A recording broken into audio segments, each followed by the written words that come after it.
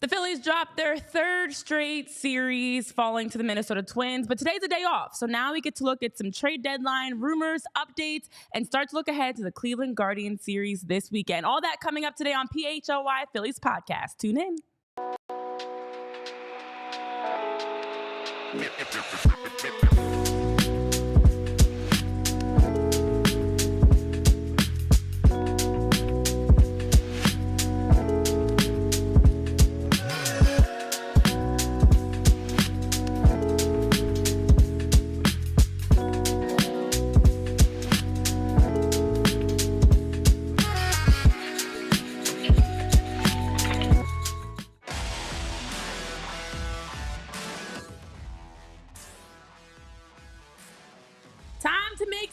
Calls Dave Dombrowski with a day off for the Phillies today, and honestly, a much-needed day off. I think we could all use this day to reset.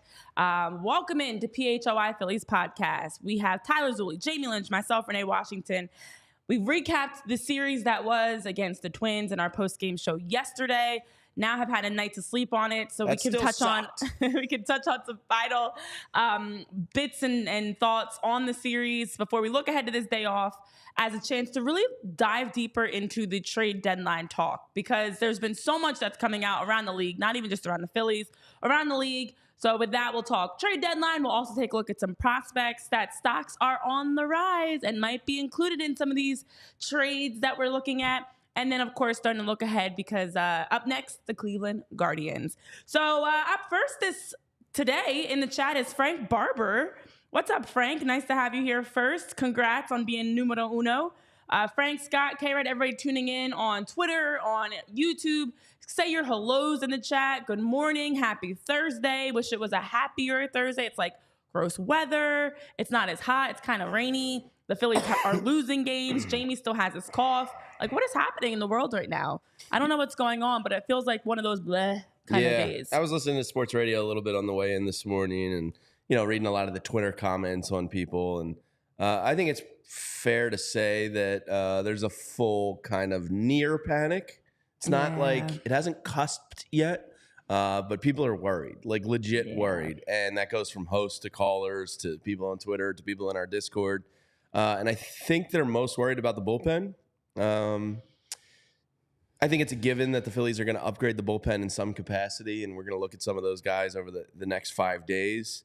But yeah, I think the temperature of the town is more panicked than it should be. I know. And guys, it's hard because anytime you start to see this downward spiral, and we could justify, again, pre-All-Star break, extremely easy to justify. And also the A's actually have been playing really well lately. But now, after the All-Star break, you lose to the Pirates, and it's not even Paul Skeens on the mound. You then lose to the Twins.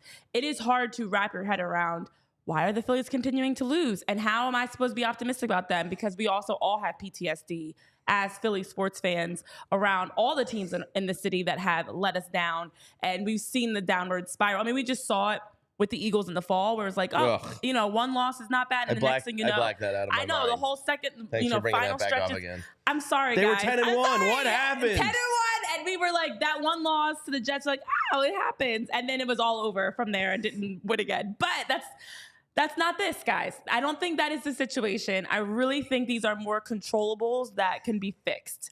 Yeah, the trade deadline is 5 days away. We, of course, have our live trade deadline show where you guys can hang with us. Early plug that you guys can hang with us for the trade deadline show. But with that 5 days away, we now know that exactly means, sorry, guys, to trigger all of you, exactly means that the Phillies need to make moves. There are a lot of names on the table, and we're going to get into some of those because in addition to the Phillies having interest in some of these targets that we've talked about, the Tanner Scotts and all the names that we've heard about, there's a lot of teams that have their eyes on them. But first things first, let's finish putting a bow on yesterday.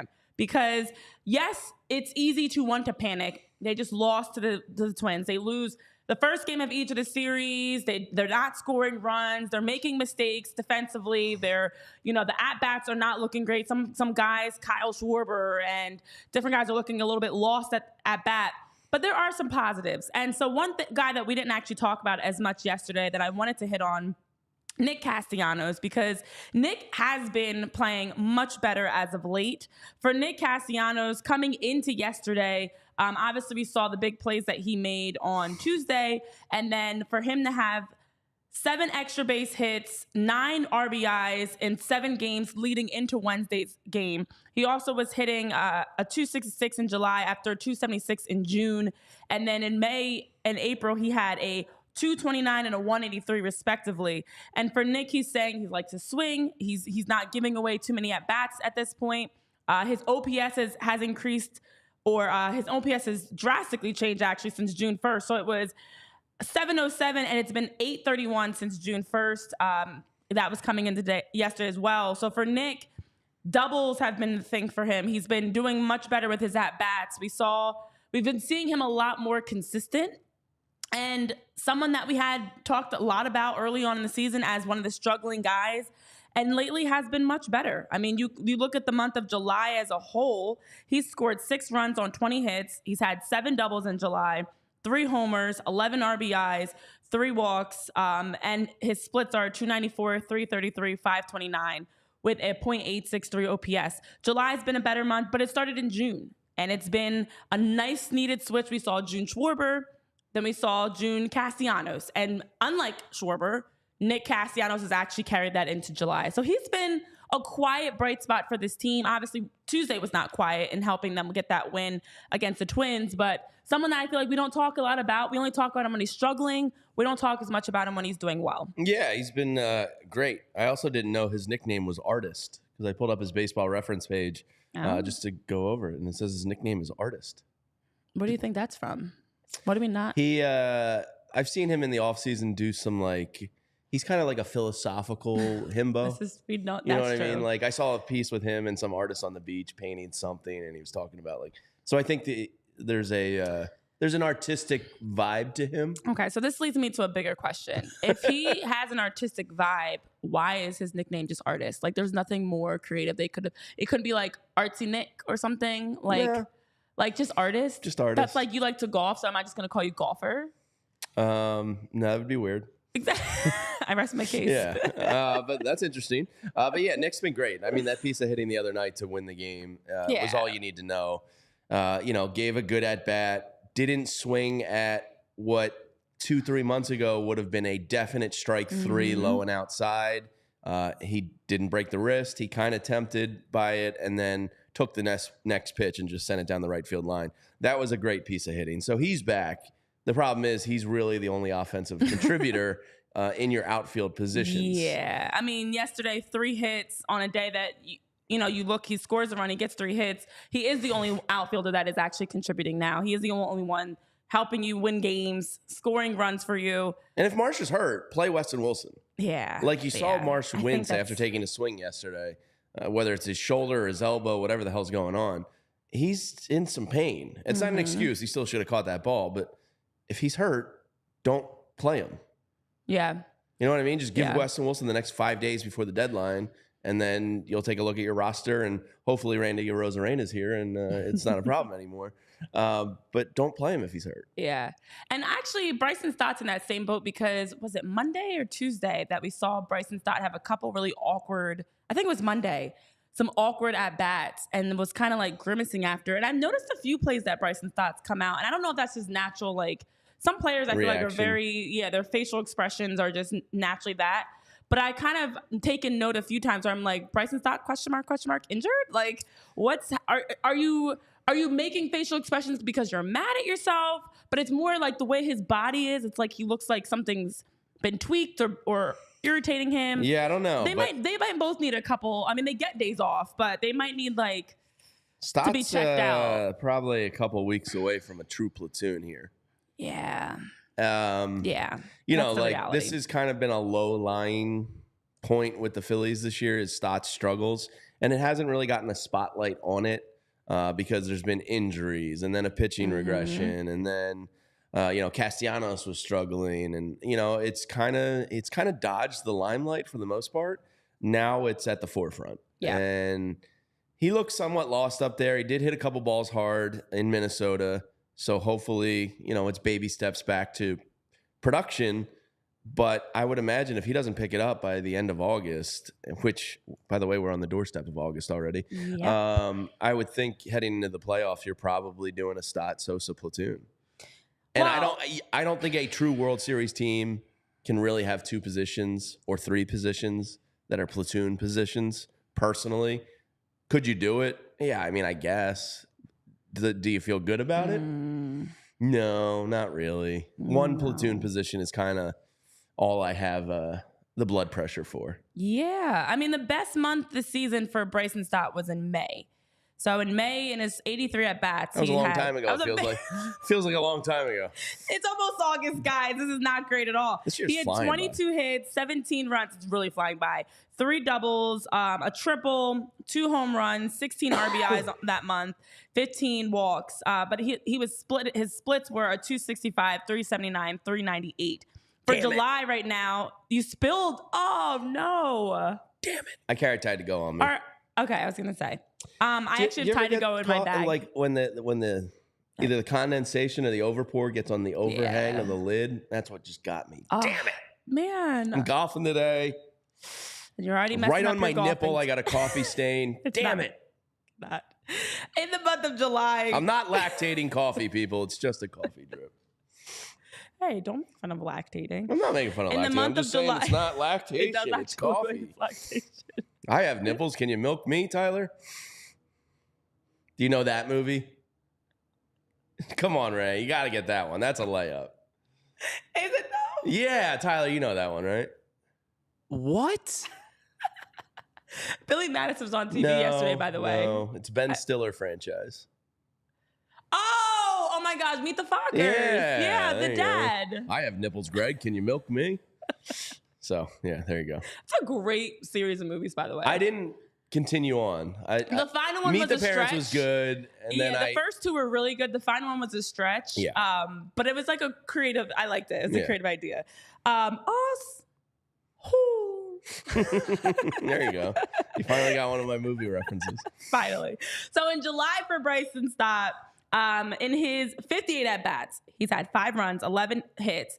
His splits, though, a 190, 238, 259 with a .497 OPS. But you look on the other side for someone like Edmundo Sosa, he's actually been pretty consistent. Of course, July for everybody, their numbers are just less because it's of the All-Star break and everything. And we're not done July yet. But for Edmundo Sosa in July alone, his splits are a 320, 357, 400 with a .757 OPS. In his 25 at-bats, he's gotten 8 hits, 3 runs. He's just been giving you more. I mean, we don't need the numbers to even show us that. The eye test does. And obviously it started in May when we saw Trey go down and it's continued. And he's been very consistent. June was a slight dip for him, but that also makes sense with the return of Trey Turner. His role changed back to being, the backup and more of a platoon piece. So I do feel like for the Phillies, it does leave you to wonder, like you mentioned, realistically, can you platoon second base and your outfield? We're not talking about just your left fielder. You're talking about center field, left field, and second base, where you need to have some sort of like by committee plan. That's not ideal, because now we know as you get into the stretches of the postseason, especially, you need to have guys you can rely on. You can't have this like back and forth of like every day you're gonna have a different trio that's rolling out between second base, left field, or center field. Yeah, it's too much. It's too much. It's just too much. There's a simple solution here, and I know like Jason Stark, who is one of the most tied-in guys in town, one of the my favorite all-time baseball reporter, great dude. He yesterday on 97.5 said Luis Robert's not coming here. Did you shed a tear? It doesn't have to be Luis Robert, but it also doesn't have to be a true platoon player. Like, I understand you don't want to give up your farm system that you've worked very hard at, making legitimate again. I understand that, but there's a window to these vets, and JT's getting up there, especially with some knee injuries piling up. Trey and Bryce are in there, probably starting the back end of their primes a little bit. Nick Castellanos isn't going to be here that much longer. Kyle Schwarber only has another year. There is a window to this. So I know it's a balancing act, and I know Dave Dombrowski and Sam Fold are going to make all the calls and do all the diligence and weigh their options. But to me, like, you have, as you just said, definitely two. Stott's not there yet, but it's close. Almost three platoon positions. You can live with Johan Rojas's defense and lack of offense if you have a true left fielder with some offense. But when you have Brandon Marsh, who becomes unplayable versus lefties, paired with Rojas, paired with Stott's struggles, it all of a sudden becomes a third of your lineup that's a lot to overcome. And Weston Wilson has made a nice impression in a small sample size, but do you really want Weston Wilson taking playoff, 7 or 8 hole at-bats? I'd be lying if I said, yeah, I'm excited by that idea. So to me, it's just... That's not the answer. I just feel like... I have more confidence in the bullpen than I do the offense fixing itself. That's my thought, but I want both. Every outlet I keep seeing, and I don't know if it's maybe just we just are seeing things a little bit differently than others, but there's a lot of reporters, writers that are coming out saying, oh, the priority has to be the bullpen. It's the bullpen. It's the bullpen. The outfield is not just one outfielder spot. Like, we're talking about Nick Castellanos, who has done really well. If he's your best offensive piece in your outfield, he's a -3 WAR player this year. That's he's come back, and not to mention his OPS plus is still below 100. To your point, I think it would be okay if we were just talking about left field or just talking about. We're talking about left field and center field on top of second base. Bryson Stott has been a little bit better, but that's not saying. And I'm not worried about him long term, but like this year. But I'm worried about him. Yeah, right now, this season is what I'm worried about for sure, because the last week or so he's given you a couple of hits, but you're not able to get enough from him consistently, which I would also be okay with. Like, if he's one of your weaker offensive pieces, I'm okay with that if that means you can solidify your outfield. But you can't have Bryson Stott struggling, whoever's at center field, if it's Johan Rojas, if it's Brandon Marsh at left field, if it's Christian Pache, Weston Wilson, there's too many unknowns. And you can't go into the postseason with all these question marks, especially with guys like a Weston Wilson, Johan Rojas, who you don't know when they're going to hit that wall. Like, we haven't seen enough from them. You're talking about guys that have been called up from the minors, guys that are in their first, for Yoro, this is his first season of really getting major league innings. There's no guarantee they can even continue this the entire duration of the season, let alone in the postseason. Well, butts get tighter in the playoffs, too. And we're talking about guys that don't have the experience. Obviously, Yoro got that last year in the playoffs, but don't truly have the experience that you have to rely on. A bad experience that you now have to rely on and trust. I don't trust these guys. I think they're great role players throughout the course of the season, is sprinkling to give some guys some rest. But when it's, as somebody was saying in the chat, it's go time. Yeah, it's Boz. It's go time. I don't trust any of these guys because you don't know when Weston Wilson and these guys are going to turn back into a pumpkin. I don't really want to see Weston Wilson in the playoffs, but what I wanted to see in the playoffs is a cold, delicious Miller Lite in my hands when Red October hits Citizens Bank Park. And the other goal here is to get home field advantage. So you can get those cold, delicious Miller Lites at Citizens Bank Park because it's the best light beer and the original light beer since 1975. And to this day, it's still the best one. I'm hitting the golf course later today, and the perfect beer to have out on the golf course because it's less filling, it's refreshing, and it's not going to weigh you down and make you feel bloated and gross like a lot of those highly caloric beers do. Miller Lite keeps it simple, undebatable quality. They hold on to what matters most, and it's simple. It's a light beer that tastes like a light beer. What a novel idea. And whether you're in the mountains, down the shore, on the golf course, at the ball game, just in the backyard with family or friends, Miller Lite always hits the spot. The original light beer since 1975, and you don't have to choose what's best. Miller Lite has great taste and is less filling. Tastes like Miller time. To get Miller Lite delivered right to your door, visit MillerLite.com/PHLY Phils, or you can find it pretty much anywhere that sells beer. Celebrate responsibly. Miller Brewing Company, Milwaukee, Wisconsin, 96 calories per 12 ounces. Fewer calories and carbs than a premium regular beer. All right, well, as things are heating up and you've got to block out some of the haters, let's talk about where you can buy the best sunglasses to do that. With our friends over at Shady Rays, you can get ready for the season ahead with these quality shades built to last.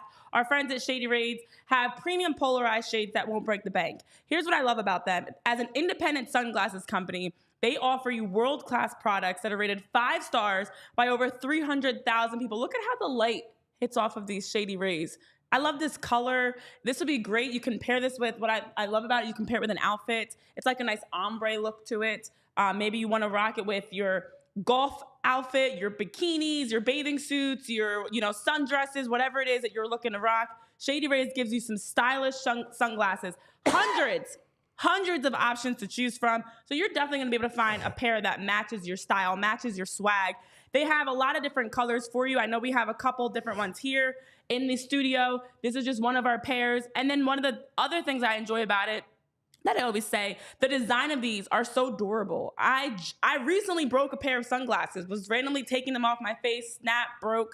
With these, you get some sturdy, durable sunglasses. They're sleek. They're easy to put on and off. They don't hurt your nose or get caught up in your hair or anything like that. And then they also provide you with the ability to know that if you do happen to break them or lose them, maybe you lose them in the ocean or something, every pair is backed by their lost or broken replacement. So Shady Rays is going to make sure that if you ever are losing them, breaking them, whatever it may be, you just want to replace them maybe, you have protection in all your eyewear to get them replaced, and they'll exchange them for a new pair and get you back out rocking some great Shady Rays with their return worry-free. Within 30 days of buying them, you definitely can get them replaced. So exclusively for our listeners today, Shady Rays is giving out their best deal of the season. You can head to shadyrays.com, use code PHLY, get 35% off your polarized sunglasses. Try them for yourself. The shades that are rated 5 stars by over 300,000 people. Shady Rays, go check them out again at PHLY. Use that code at shadyrays.com and get 35% off your sunglasses. I do really like the way these are like ombre-ish. Like it's giving me multiple colors. It's like a purple and an orangish. All right. Those are quality. Thank you. Yeah, I like those. I like them. You got to clean those up. I know. They are a little, yeah. my bad. Sorry. Well, it's not you. It's the studio shades, apparently. Yeah, they are the studio shades. They've been worn by a lot of faces. All right, so as we're looking ahead, I think we're done on the last series. We can move on from that because it definitely was, it's over. It's over. And obviously next to the Cleveland Guardians. 500 since London. That's what I've heard. Ever since the London series. It all went downhill since June 1st. They're 24-20. But if you look at Friday night's Pittsburgh game that Alvarado kind of screwed up and Nola kind of screwed up, and then yesterday's game that you should have won if Brandon Marsh just catches the ball, I mean, that all of a sudden becomes 26-18 since June 1st. You know what I mean? Like that's a palatable downturn. We're not the Yankees. Like the Yankees have lost like 13 of 18 or something. Yeah, there's a couple of Seattle Mariners who you're playing soon have, I think, won 8 of their last 20 in a playoff. The Braves just had to have a team meeting, like a last-minute team meeting, because they've dropped 5 in a row. Yeah, so I think there's a natural downturn for a lot of teams, and the Phillies are hitting theirs, but they're doing it better than most others. Yeah. So that's, I don't want, it's not all doom and gloom here. They are keeping their heads above water while struggling. That's impressive. A quick update for you numbers-wise, just even over the last 10 games per se, for some of these teams that we were, high on in the season start. Oh, no, your camera's covered. Oh, no. What happened here? Somebody keeps turning my camera off. The Orioles are 3-7 in their last 10. The Yankees are 4-6 in their last 10. The Guardians are 4-6 in their last 10. The Twins, who just took 2 out of 3, 4-6 in their last 10. The Mariners are 2-8 in their last 10. And that's just in the American League. Head over to the National League. The Braves are 3-7, as you guys mentioned.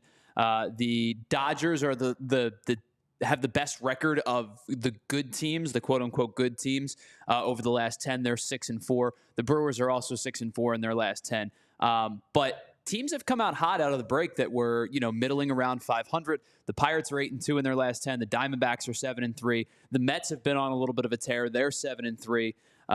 Teams swept the Yankees. Teams like the Royals and the Tigers are 6-4. The Angels have won 7 of their first 10 out of the break. The Rangers are 6-4. The A's are 6-4. So what you're saying is it's a weird time of the year. It's a change. You know what it is? It's baseball. Yeah, and you're getting a lot of teams like the A's, the Angels, that have been winning more games lately versus the Yankees, Phillies, Braves that have been losing more games this season.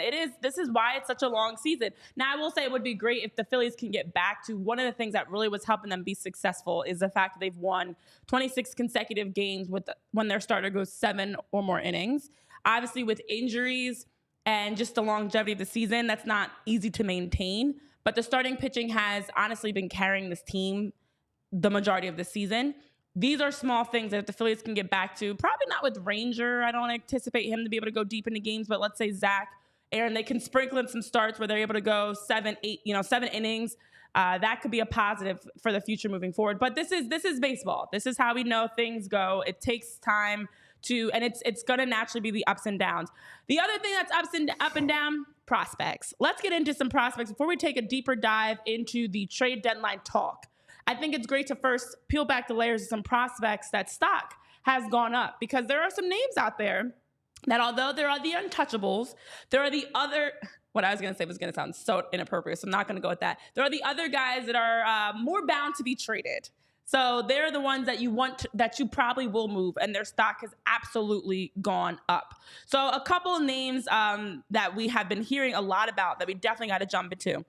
First things first, our guy, the son of the Carl Crawford, outfielder, speedy, former first round pick for the Phillies, Justin Crawford. Now, Justin Crawford was recently promoted to Double-A. He has been playing really well. We've been seeing on both sides of the ball his explosiveness in the outfield, but also giving some really good at-bats. He's got a lot of potential. He's a guy that we got to see on our show do a backflip. But also just hearing how he talks, hearing how the staff talks about him, has a huge upside. Not to mention, obviously, with his dad, Carl Crawford, just has learned how to understand the mental aspect of the game and how to be able to manage the process of being a prospect and then being a major leaguer. Now, for Justin Crawford, he just recently, in his last outing, had 3 hits and stole 2 bases for Double-A Reading. He also went 3 for 8 with 2 doubles, 2 walks, and 2 stolen bases this past weekend in his first 2 games for Reading. And overall, he's hitting a .303 with 6 home runs, 29 steals, a .797 OPS in 72 minor league games coming into this week. Justin Crawford has been doing really well. From his first at-bat in his promotion in Double-A, he hit a double. And he's been showing well the futures game, his minor league games. He's been playing really well and giving flashes of a guy that's honestly would be a great trade piece. I know we really like him here, and I would love to see him play with the Phillies. But seeing how his stock is continuing to rise and how he's also, as a number 3 prospect for the Phillies, he's been ranked very high on various outlets. He's a guy that other teams have their radar on and have been watching a little bit to see his progression. So as an outfielder, he's got the mechanics of a really great center fielder that can read the ball well, anticipate, has the speed to get there, but then also stealing bases. His at-bats are getting better, which is an area that was, for him that needed to improve on more of that power. Justin Crawford's been progressing nicely. Yeah, he has. And when you step up a level and immediately contribute, that's very impressive. Now, PHLY this morning put out his top 60 MLB prospects after the draft, and Justin Crawford came in at number 35. Aiden Miller came in, I believe, at 20. Andrew Painter came in at 29, and Justin Crawford came in at 35. So, I think there have been some doubts among some people about, his low launch angle. But he's one of those guys, he told us in Clearwater, Renee, like, they want to utilize my speed. So they want me to put the ball in play. I'm not overly concerned about that launch angle. His numbers have been great this year. And if there was ever a kid that really made himself into an extremely sexy trade chip, it's Justin Crawford. So, if they do make a big splash, I would expect he's probably one of the guys they look at moving. That being said, Jim Salisbury has mentioned him as, a near untouchable. Matt Gelb last night had a piece on The Athletic saying that they really like him as well, and they want to try to protect their top 3, which are Crawford, Painter, and Aiden Miller. Matt Gelb also pointed out that the Detroit Tigers, the Miami Marlins, the Toronto Blue Jays, the Tampa Bay Rays, and the Texas Rangers and the Washington Nationals have all been scouting the Phillies minor league levels a lot over the past couple weeks. That's very common this time of the year, but those are some teams that you can look at. Justin Crawford is a very intriguing piece. You'd love to keep him because I think he's gotten better at every level this year. But, other teams are going to like him too. And if the Chicago White Sox on Monday or Tuesday don't have the offers they want in place and they call you about Justin Crawford, whether it's for a Garrett Crochet or a Luis Robert, and I know everybody says Luis Robert's not happening, but Tuesday's a long time away. I'm going to keep a little bit of a sliver of hope alive. I respect that. Yeah, just a little one. I'm at like 3%. But Justin Crawford he's a big time trade chip. Yeah. If you decide that's what you want to do, we'll see what happens. You like the kid. He was very personable. He was very mature. Great guy. He's excelled this year. But, to get something, you got to give something, and we'll see what happens. Yeah, I do think he's with the organization still. Yeah, I do think that he's a guy, obviously you want to keep him in the back pocket. You don't want to move him if you can avoid moving him as your number 3. But he is someone that's in the back pocket of, like, if you need to. Honestly, if someone like a Luis Robert, some of the names, Randy Rosarena is in play, and it takes you having to trade Justin Crawford. Well, to that I say, I can't take no more. It ain't no lie. I want to see you out that door, baby. Bye, bye, bye. Bye, bye. Is in sync? Yeah. All right, look at me. Bye, bye. Well, I had to look up the lyrics. The Rays. It fits how I feel. The Rays liked his dad a lot. Yeah, let him go. So maybe, life's a circle. You complete that Crawford family, Tampa Bay Rays, and Randy, come on down. Let's do it. The other guy, there's another guy that I definitely have been watching that's been actively increasing his stock as well. Starlin Caba, number 4 prospect, who has also been promoted to, he's now been promoted to single A Clearwater. He's only 18 still. Young. I know, he's so young. He's so young. But as an infielder, he's also been playing really well. So he was hitting .254 with 2 homers, 17 RBIs, 37 stolen bases in 52 games for the Phillies in the Florida Complex League. And at 18 years old, he was actually one of their bigger signings. He did have the high expectation. He's got the athleticism on both sides of the ball. He also is someone that they say has a very strong eye at the plate. Obviously still very young, and so years away from his true debut, but has a lot of upside that definitely has, for managers, a player that you're keeping an eye on. And for him as an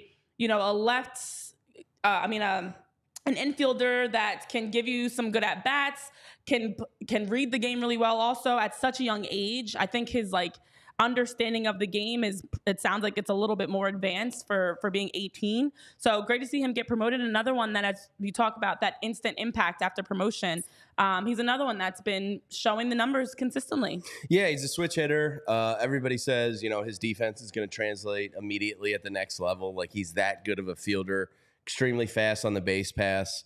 The switch hitter aspect is really intriguing because I feel like it's a dying breed. So that, this kid's got a lot of potential. The power needs to come around a little bit, they said, in his bat, but most of the other stuff translates. Defense, speed, baseball IQ still has potential to grow, but he's a very intriguing piece. And 18 years old. Like, this kid still has probably at least 4 more years of developing within the organization. So sky's kind of the limit for him. But again, that's why another team would be interested in him. Bingo. So, you protect who you protect. You can't keep everyone when you're on the doorstep of a World Series. So I would imagine Starlin Caba has piqued the interest of a lot of other teams. Yeah, again, at 18, you don't really know truly what his ceiling is yet. You just know that there's a lot of positives and potential there. So could he be a guy that's, by the time he makes his major league debut, we're regretting moving? Absolutely. But could he be a guy that allows you to bring in some pieces now, win a World Series? Also, absolutely. So great to see that they are 2 guys that have been definitely on the rise, playing very consistent, which is also key. I think that's something I know I look at for prospects of who's making the progression versus, others, Griff McGarry, McAble, who have been a little bit more up and down. So it's nice to see that those are 2 guys that have been absolutely consistent. Yeah, and if you're looking, I don't know, Renee, for maybe consistency out of your employees in the job market, you should use Indeed. As somebody that searched for jobs in my life, I've used Indeed on that end. But if you're a company that is looking to hire the right candidates in a streamlined, easy process, then Indeed is for you. If you need to hire, you need Indeed. Indeed is your matching and hiring platform with over 350 million global monthly visitors. That is a lot. I'm no math major, but 350 million is a lot of visitors, according to Indeed data and a matching engine that helps you find quality candidates fast. Ditch the busy work. Use Indeed for scheduling, screening, and messaging so you can connect with candidates faster. And Indeed doesn't just help you hire faster. 93% of employers agree Indeed delivers the highest quality matches compared to other job sites, according to a recent Indeed survey. Leveraging over 140 million qualifications and preferences every day, Indeed's matching engine is constantly learning from your preferences. So the more you use Indeed, the better it gets.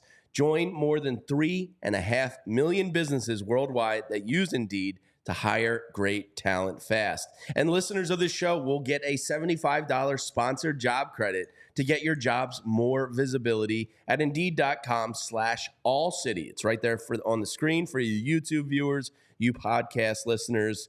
You can get that at Indeed.com/AllCity right now and support our show by saying you heard about it here on this podcast. Indeed.com/AllCity. Terms and conditions apply. Need to hire? You need Indeed. Well, we also have some exciting things going on here at PHLY that we want to make sure you are kept up to date on. First of all, just become a diehard. That's a way to make sure that you're getting the discounts for our events. You're getting that free shirt when you sign up, but also getting a chance to see all of our latest merch when it drops. You're able to be a part of our Discord channel. We do keep a lot of these fun conversations going in our Discord, where we have so many different channels. We have channels for every beat. We talk everything from Philly sports to even just around the league. We talk about music and movies and food and all types of random things. But then also we've got some events coming your way as well. So in addition to being able to tune in with us on YouTube, on Twitter, reading our articles. I know John Foley, our own John Foley, just dropped an article recently you can check out on allphly.com. Our events next week, Tuesday, July 30th, which is wild that we're already at July 30th and the end of the month of July. Where is the summer going, by the way? Mm-hmm. We are going to be having our live in-person trade deadline show where you guys can hang with us, where we're going to have some fun. We have some Miller Lite specials. We're going to be giving away some great things for you to win. And Tyler, show the good people our details for our trade deadline show because it's going to be a fun one. Tuesday, it's going to be a turn-up Tuesday, 5 to 7 p.m. on July 30th. We'll be at Billy Murphy's Irish Saloon, where we'll, of course, make sure to provide you with a chance to win some tickets to a Phillies game, win some other giveaways that we're doing. Also be able to hang with us as we recap and talk through all the final moves around the trade deadline and much more because 5 days until the trade deadline. And not only are the Phillies looking to make some moves, as I'm watching the latest on the rumor mill, there are a lot of teams that are linked to some different names and been floating out some different options for them. So come hang with us for our trade deadline show. We also have more events that are going to be happening, and you can get all those details at allphly.com.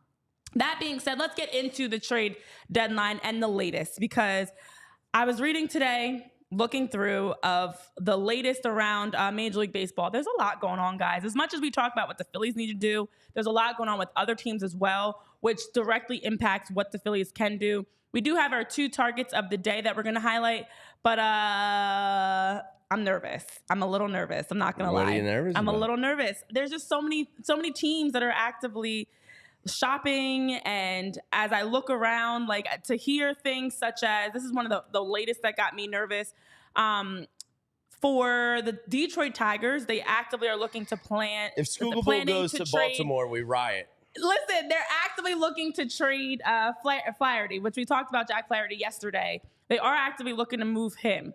But they're saying they're not going to trade Tarik Skubal unless they receive a franchise-changing offer they can't Kerstead refuse. Is the name that's been... And so, yes, so to hear from Mark Faison that not only the Orioles, but the Dodgers are primed to make a bid for Tarik Skubal makes me extremely nervous. It's just, let's not... Phillies, you got to do something. You got to do something. So, well, this is, I mean, look, if you want to be a big boy, you're going to be up against the Dodgers. And the Dodgers have been linked to Randy Arozarena. They've been linked to Skubal. They're going to be linked to every big name out there. So this is what you're up against. Like, when you spend what the Phillies spend, you're putting it on the table that we're one of the big boys. And the Dodgers are the biggest of boys right now. You know, like, they're always going to... Yes, Tyler, they are the biggest of boys. I know we're talking about the Tigers rotation right now. Would you guys like an update on a potential starter from the White Sox rotation? Garrett Crochet. Garrett Crochet. I heard the latest about him. So this comes from John Heyman about 10 minutes ago. Show an breaking. update. All right. Garrett Crochet plan with the White Sox is to pitch a normal workload as a starter until the end of the regular season.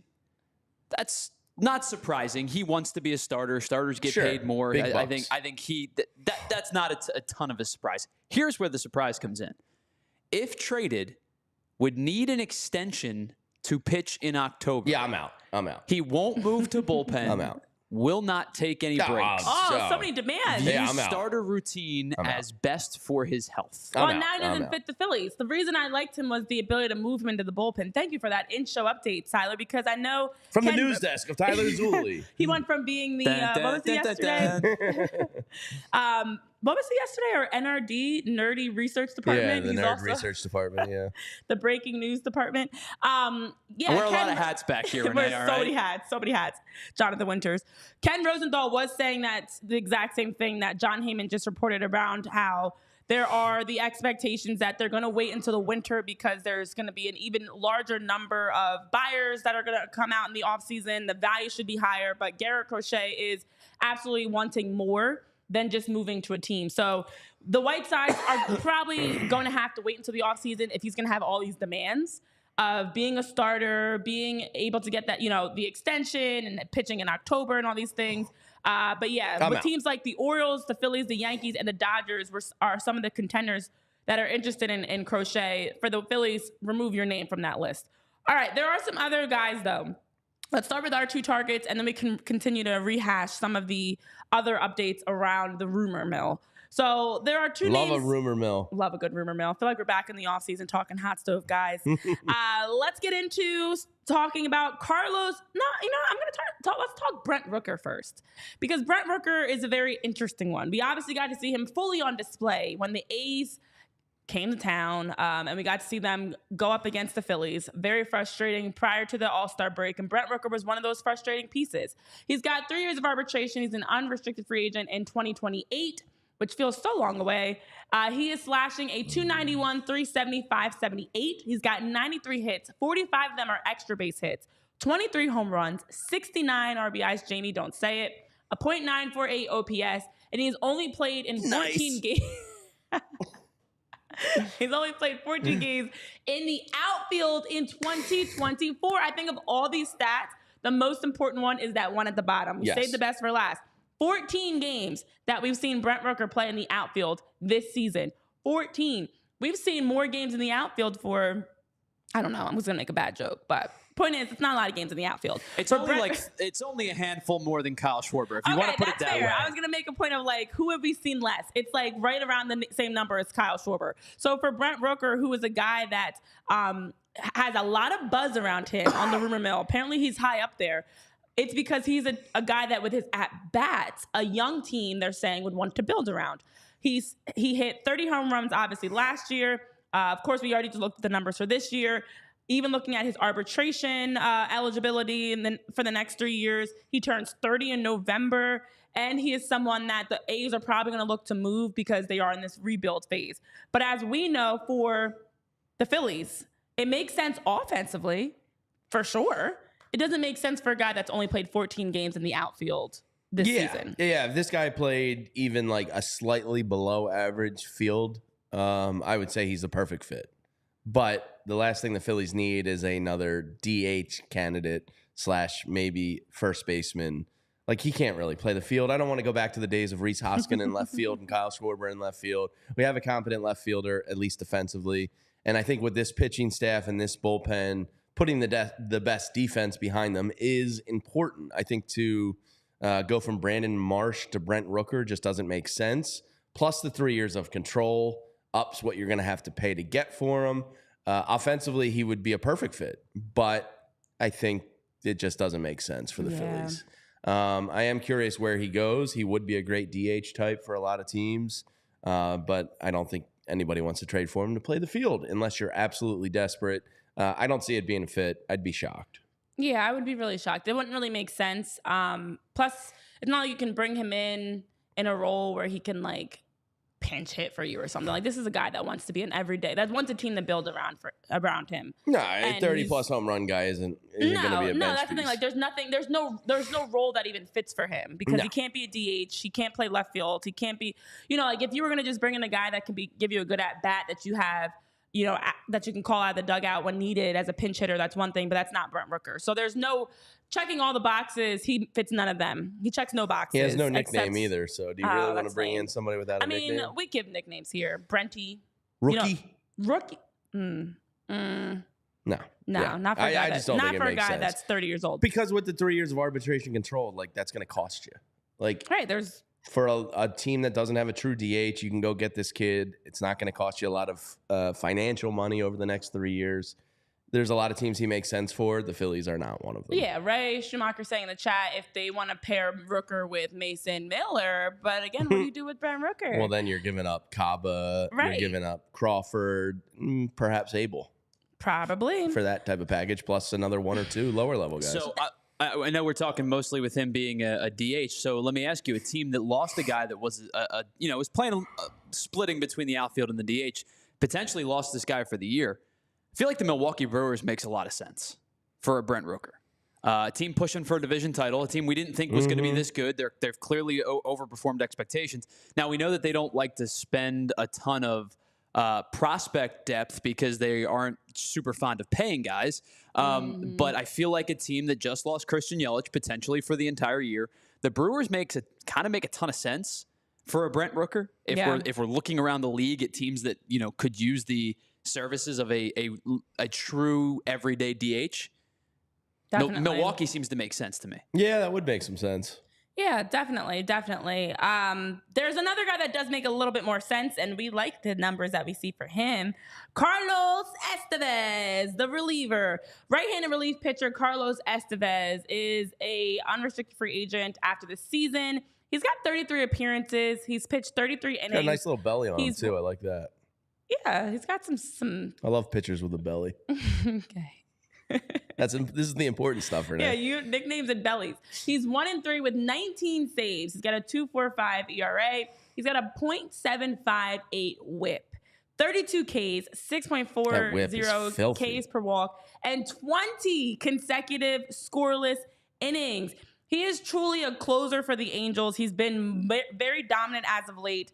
And in his last 16 appearances, in addition to having 20 scoreless showings, he's allowed only 3 hits and a pair of walks in 16 innings over his past 16 appearances.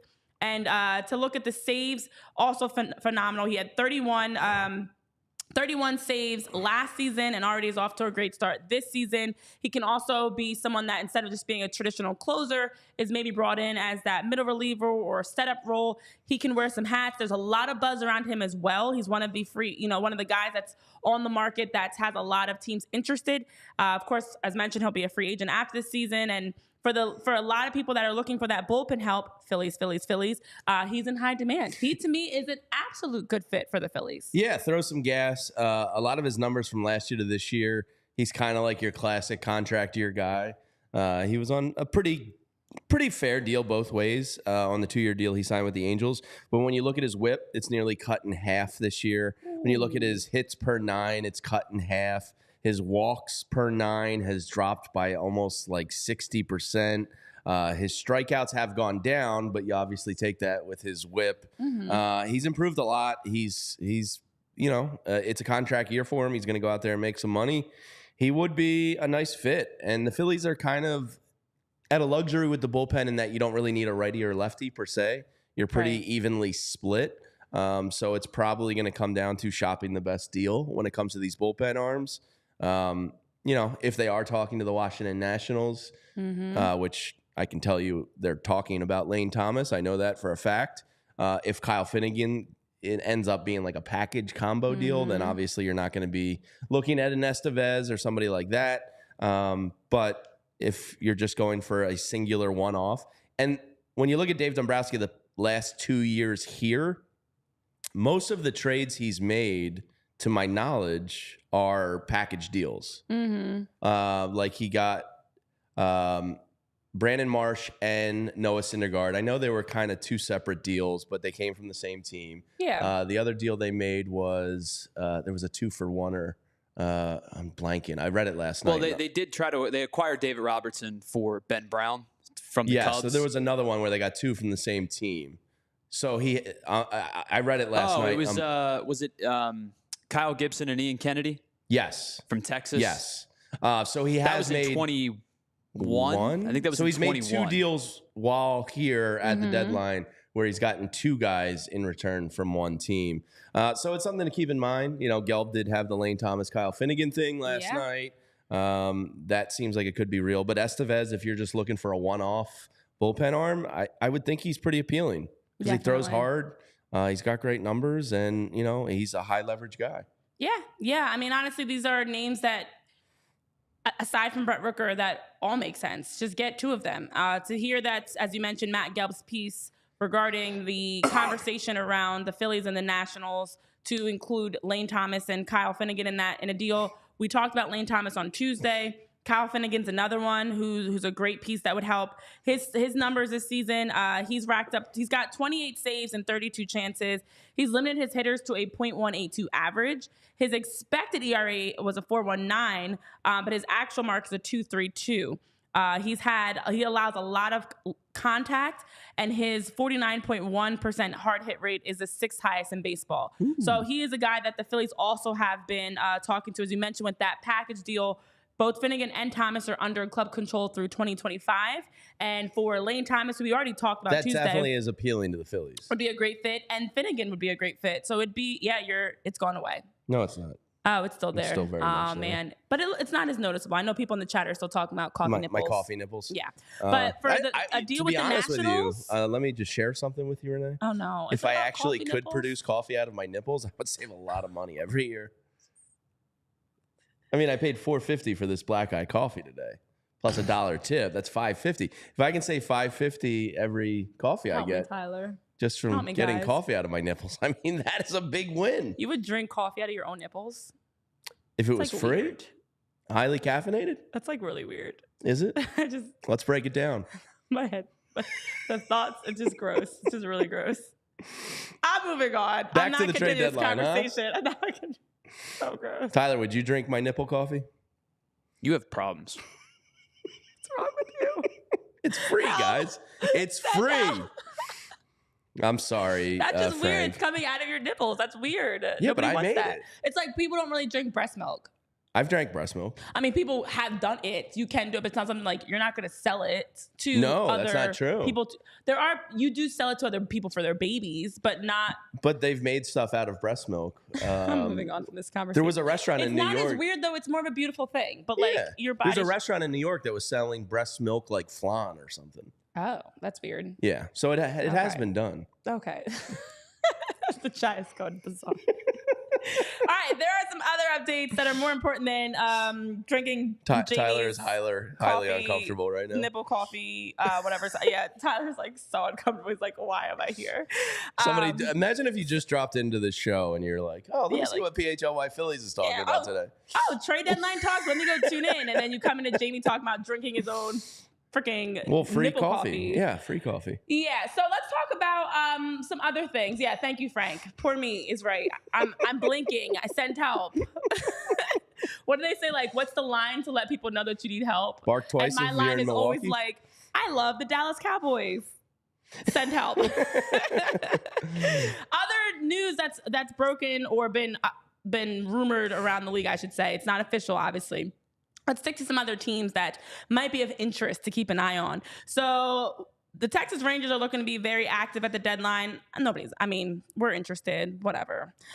They're also teams, we know they have Michael Lorenzen that they might be looking to move. Let's bring him back. I think Kirby Yates is probably the target for most teams. A rental reliever, 1-year deal with the Rangers this offseason. I think he's probably going to make, another $1.5 million over the course of the rest of the contract. He's an old head, a vet. And he's having a really nice year. Yeah. I would think if anybody is being targeted from Texas, because Texas is in a weird spot because they got a really nice young core with Wyatt Langford and Evan Carter, and I think that they've just been marred in injuries and things like that. So I would say if they're not going to go into like a hard sell mode, it's going to be teams, or it's going to be players that are on expiring type of contracts. Kirby Yates, Kirby Yates is the one that probably makes the most sense. 1.2 ERA, 0.89 WHIP this year, 18 saves. Yeah, he's been really good, and he wasn't the closer at the beginning of the year.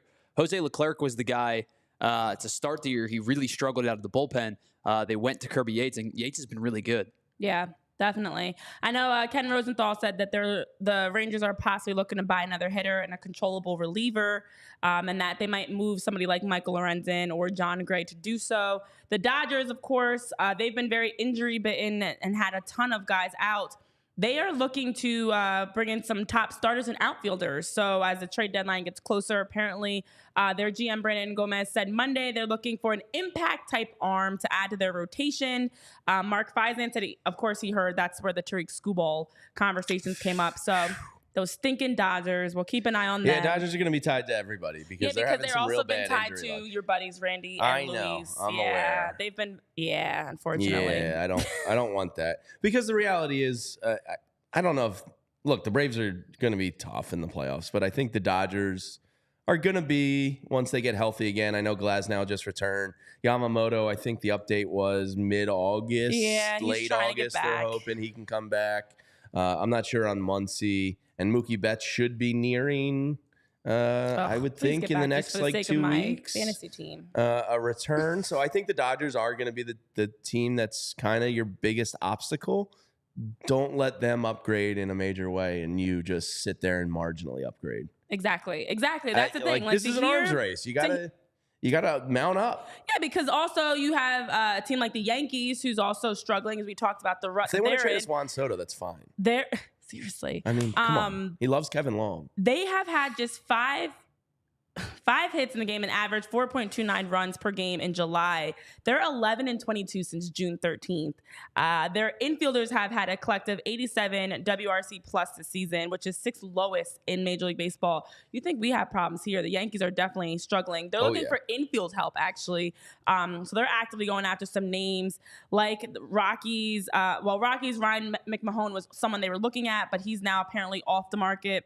Jorge Castillo has named the Reds Jonathan India, the Angels Luis Rengifo. I can never say his last name. I know Tyler, you're going to make fun of me. Rengifo. Or Cubs, Nico Horner as some of the names. Jazz Chisholm's been brought up. So teams are actively looking to make moves. The Phillies have to push their chips in. Yeah. I do feel like I would bet good money that it's Lane Thomas. If Finnegan I would like Finnegan and Lane. Finnegan is pretty appealing. He's another guy that throws gas. He's got great numbers this year. He's got that extra year of control, so he's going to be here for 2 pennant runs with the Phillies. I think that's the most likely outcome as of today. But as Jim told us on Monday, a lot can happen in 8 days. Well, a lot can happen in 5 days now. So we'll see what happens. If I had to guess, though, I would think the Nationals is the move that's most likely. And if that is the trade that happens, I'll be fine. I'm not going to be doing jumping jacks. And I'm not going to be like pissed. So your top jumping jacks crew? Randy Arozarena and Lou Bob. And like a Tanner Scott. Mm-hmm. Lane Thomas and Kyle Finnegan would excite me mildly. Would they give you like an arm raising? I would go like a fist pump. Okay. Maybe not like a full-fledged woohoo. Okay. Like just like a woo. Like one of those.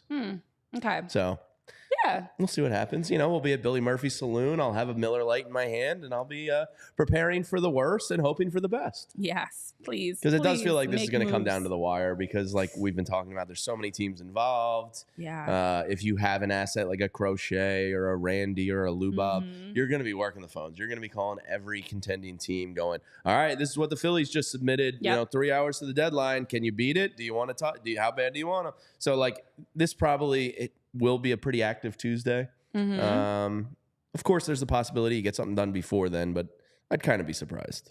Yeah, it definitely is seeming like we're getting as the July 30th, I should say, gets closer. We're just 5 days away.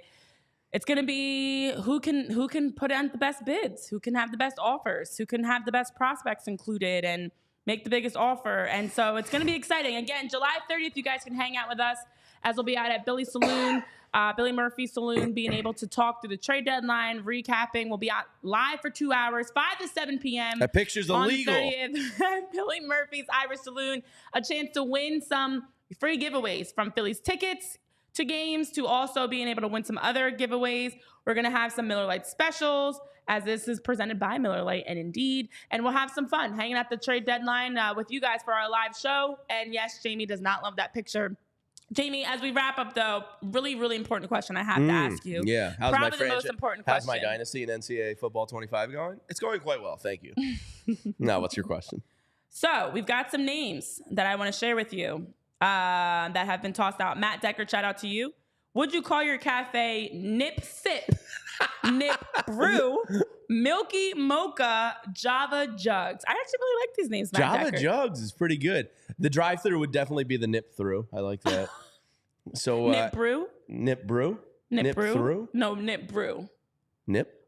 Nip Sip, Nip Brew, Milky Mocha, Java Jugs. Milky Mocha is pretty good. That could be like a drink special. Yeah, I'd have to get like a smoothie bar going too.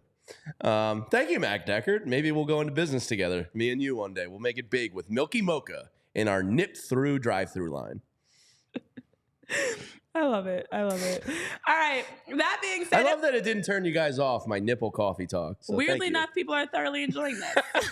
We need to have some more, I guess, nipple talk in the future. Not. So it's been fun, guys. It's been the not fun. jokes of the 90s were the best. Oh, yeah. Remember that? Oh, the best. Oh, you're so cool. Not. Got him. This has been fun. Not. I always enjoy hanging with you guys here. Thanks for tuning in to hang with us and being able to talk through. I know you're sharing your thoughts. John McGurk, you're not happy about Lane Thomas. You don't feel like he's a difference maker. You're talking through Chris Lumber of what would the Phillies have to give up, who should move, what should move. Of course, some other great ideas around Jamie's possible business. So that being said, let's wrap this bad boy up. We'll be keeping up to date with all the latest around the trade deadline. And then tomorrow we have a chance for more of this fun. Hey, there's the Olympics opening day ceremonies, or you can hang with us tomorrow because we're going to have our live pregame watch along and post-game show to kick off the series against the Cleveland Guardians. Pregame will be looking at the pitching matchups, all the odds and everything, talking through our predictions for the series. And then they'll be able to hang with us the entire show for more tomfoolery and fun. So yeah, don't just watch the Olympics tomorrow. Watch and hang with us. For us here at PHLY Phillies Podcast, Tyler Zulli, Jamie Lynch, the owner of Java Jugs, and myself, Renee Washington, blinking 3 times to send help.